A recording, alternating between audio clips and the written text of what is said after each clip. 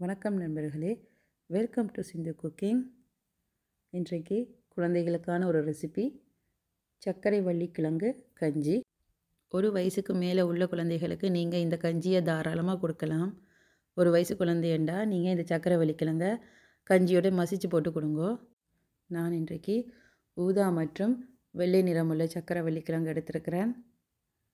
ஊதா கலரை விட வெள்ளை கலர் சர்க்கரை வள்ளி கிழங்கு கொஞ்சம் இனிப்பு சுவை கூட. முதல்ல தோலை சீவி பிறகு வாஷ் பண்ணிவிட்டு எல்லாத்தையும் சின்ன சின்ன க்யூப்ஸாக கட் பண்ணி எடுத்துக்கொள்ளுவேன். இதை நான் ஸ்டீமரில் தான் இன்றைக்கி அவிச்சு எடுக்க போகிறேன். வெட்டி வச்ச சர்க்கரை வள்ளி கிழங்கு எல்லாத்தையும் ஸ்டீம் பண்ணுற இதில் சேர்த்துக்கலாம்.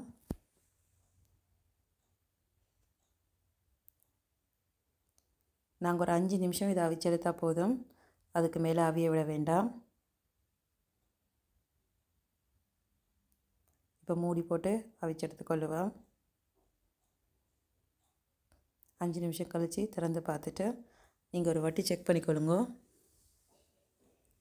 கன நேரம் நீங்கள் அவிய விடாதீங்கோ, அப்புறம் எங்களுக்கு ஒரு மாதிரி களித்தன்மையாக வந்துடும். நான் இன்றைக்கி இந்த மெஷர்மெண்ட் கப்பில் தான் எல்லாம் மெஷர் பண்ணி எடுக்க போகிறேன்.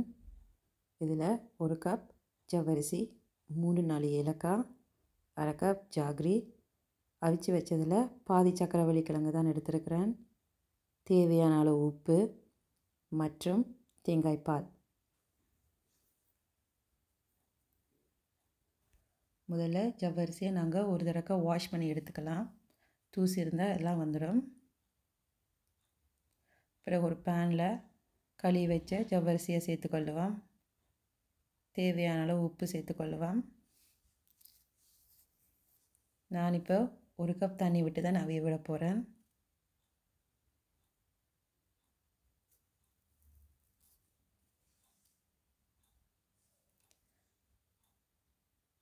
ஸோ எனக்கு இன்னும் கொஞ்சம் தண்ணி வேணும். ஸோ மறுபடியும் 1 கப் தண்ணி சேர்த்துக்கிறேன்.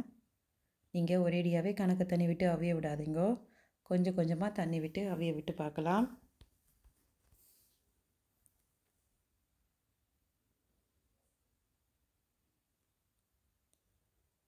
ஸோ நாங்கள் இன்னும் ஒரு 1/2 கப் தண்ணி விட்டு அவிய விடலாம், ஏன்னா எங்களுக்கு 3/4 பதம் அவிஞ்சிட்டு.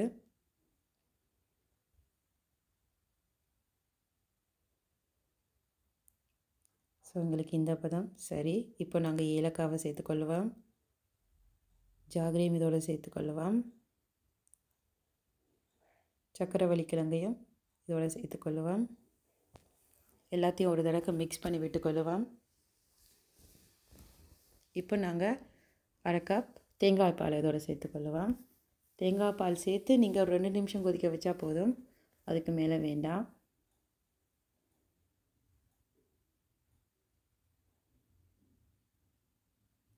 ஸோ இப்போ எங்களோட சர்க்கரை வள்ளி கிழங்கு கஞ்சி தயார். நீங்களும் இப்படி ஒரு தடவை செஞ்சு பாருங்கள். எப்படி இருக்குன்னு கமெண்ட் பண்ணுங்கள். Thank you so much.